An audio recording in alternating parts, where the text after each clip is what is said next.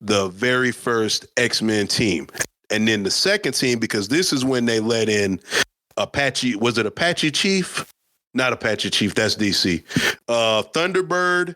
And who was his brother? Warhammer? Well, damn, I don't even know these guys. Shit. So fast forward, right? All right. So the X-Men movie, biggest box office success. I ain't gonna say in my opinion, one of the biggest box office successes, because this was at that time when people were hungry to see comics brought into live action. You had Blade, you had Howard the Duck, even though Howard the Duck was a fucking tragedy. Blame it on the time period, Chatt R Boxx. Blame it on the time period, all right? People weren't ready for animatronics. I mean, you had Star Wars, you had E.T., but people weren't ready for animatronics in terms of a mutant or X-Men or a Marvel character or something. Well, half the people didn't even know that was a Marvel property. No, I didn't know that shit either. I was like, yo, that's just a dope ass movie. Yeah. So move on to 2000. You got X-Men, right? But in the movie, the very first class consisted of Scott Summer, Jean Grey, Rogue, Bobby Drake, and then somehow these motherfuckers had Storm and Wolverine.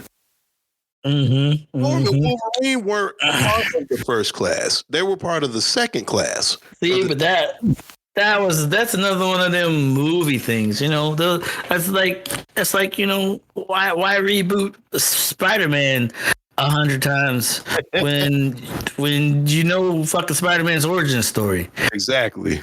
It's the same concept. They're like, oh, this is what the people want. It's not what we fucking want, you motherfuckers. It's exactly not what we fucking want. We don't want. I'm tired of seeing Uncle Ben die. God damn it. Man, creative control to get motherfuckers throat cut and shit like that.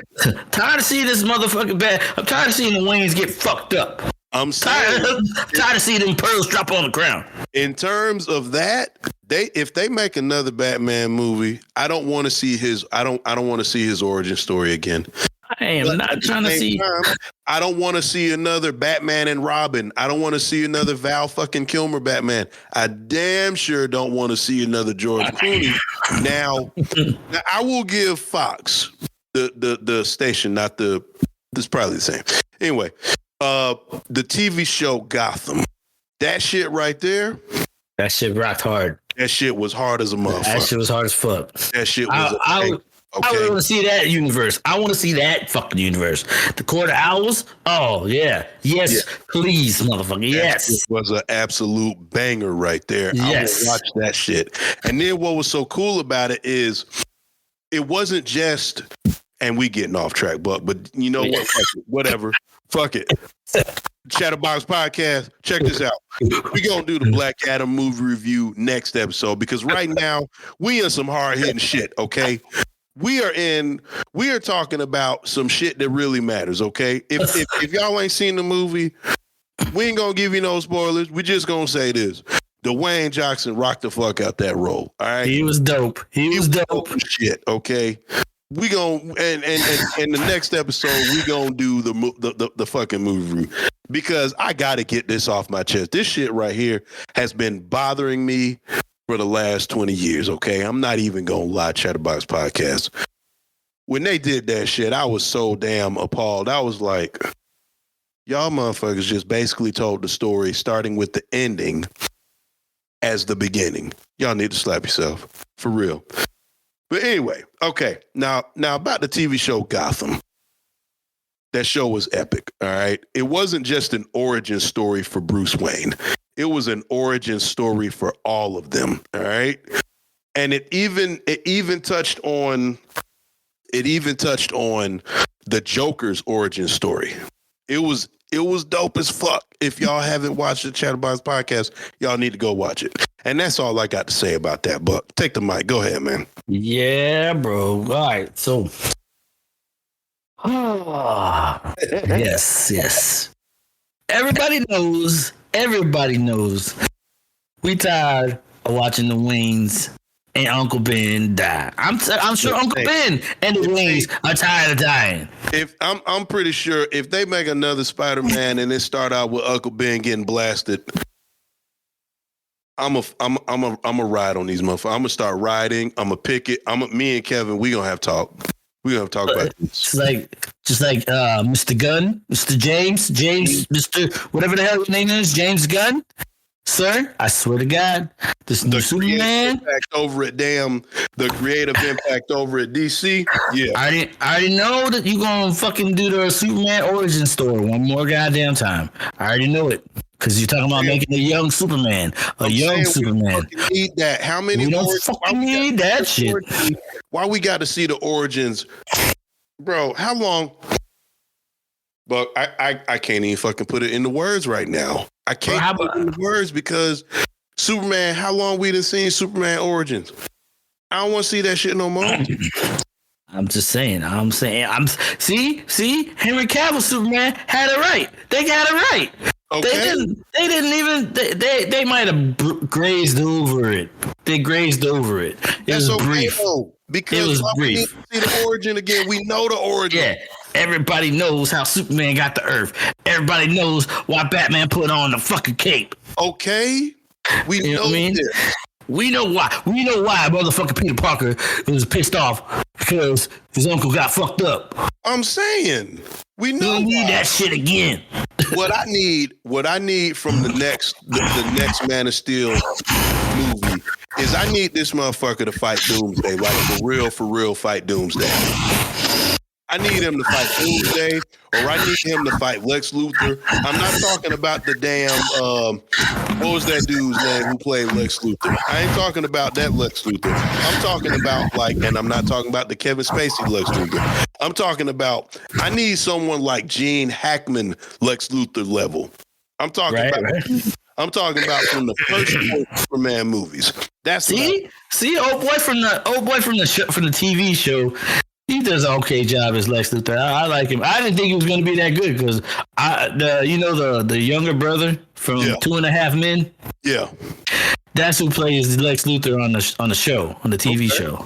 Okay. And when I first saw who it was, I was like, "What? That dude? No!" But then he started playing the role, and I was like, "Okay, all right." He just has that Lex charisma, right? Because Lex is.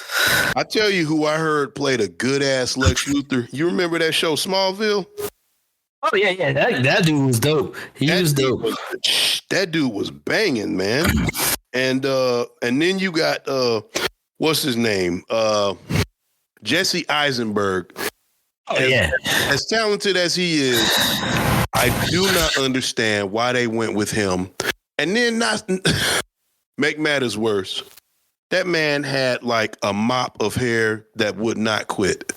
I was like, bro, what the fuck is this? Who's this guy? Oh, that's Lex Luthor? I don't know him. I don't even know him right now. I don't even know that dude. So yeah, they need to come back harder than, having another origin story because that ain't gonna get it. That's his name, Michael Rosenbaum. He played Lex Luthor in Smallville, and that dude, shit, man, that dude was. He was. I don't know if you're familiar with Titans or Doom Patrol. Oh, yes. See, go ahead, speak on that. See now, I'm watching Doom Patrol, and they got Cyborg on there. I don't like how they did Cyborg on the Doom Patrol. Yeah. Yeah, it's kind of weird, but I'm like, he's all right.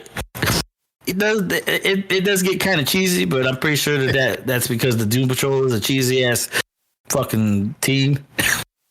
But what I do like about the Doom Patrol though is they are like so dysfunctional.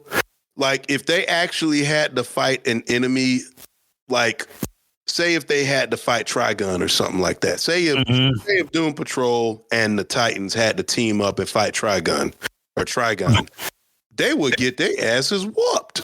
Like, Right. hands down, they would get their asses whooped. The Titans would lose because the Titans be too busy protecting the Doom Patrol from themselves. Not from Trigon, from themselves. They can't get on the same page for shit. Right. The show, man. That's what I like about the show, because they are so dysfunctional, and somehow that shit works, man. That shit just works, and it's refreshing to see. It's honestly refreshing to see a team that is so dysfunctional that they just can't get it right. They cannot get that shit right to save their fucking life. Can't get right, boss. Just can't get right. Holy shit. What? Side note. So I'm looking on IMDb and I typed in Smallville, right? And I'm scrolling through the characters, right? And I'm like, oh, snap. Aaron Ashmore, who played Iceman in X-Men, the 2000 release, was in Smallville. And then I'm scrolling, and I see, you remember that movie, Under the Red Hood, the Batman Under the Red Hood? Yeah. Back in the day, yeah. Yeah. So I was like, yo, whoever did the voice for the Red Hood, gangster. And I found out it was Jensen Ackles from Supernatural. So I'm scrolling through this shit on Smallville, and I'm looking, I'm like, oh, snap. He was actually in a couple of the episodes of Smallville. Well, damn. Did not know that. Well, yeah, the dude that played Iceman. Mm-hmm. He got a twin brother. Yes, he does. Because there's an episode of that show Fringe, where they're studying fringe science. Yeah, and they're studying fringe science, and they had this event that basically happened where a lot of people were like basically frozen in suspended animations. What it was. And they're like frozen in some sort of resin. And Aaron Ashmore's brother, his twin brother, is actually frozen in there. But yeah, it's crazy, man. Sean Ashmore, that's his brother's name. Yep. That's I was like, I didn't realize that shit. And I was like, what? Yeah, man.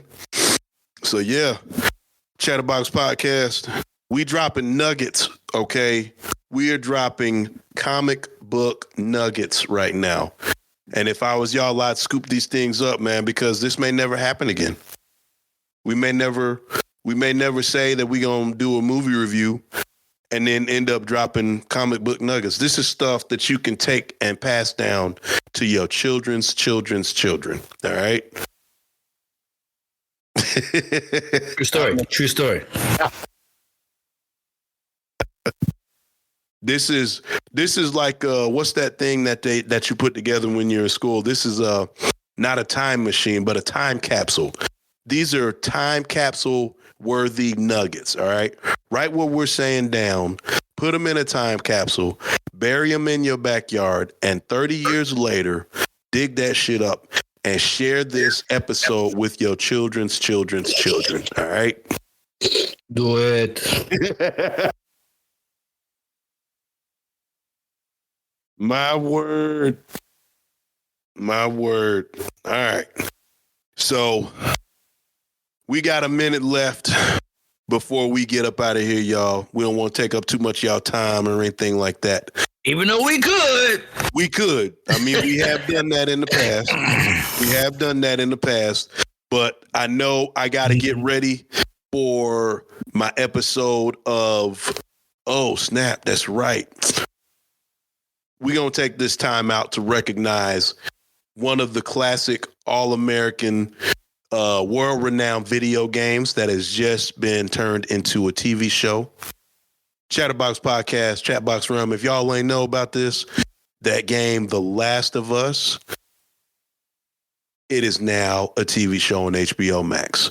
So let me just say, if y'all ain't never watched this show or played the game, don't watch the show until you play the game, or at least look on YouTube and watch some videos about this game, because this game is the truth. All right.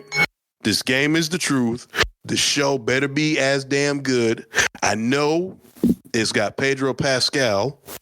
And AKA the Mandalorian.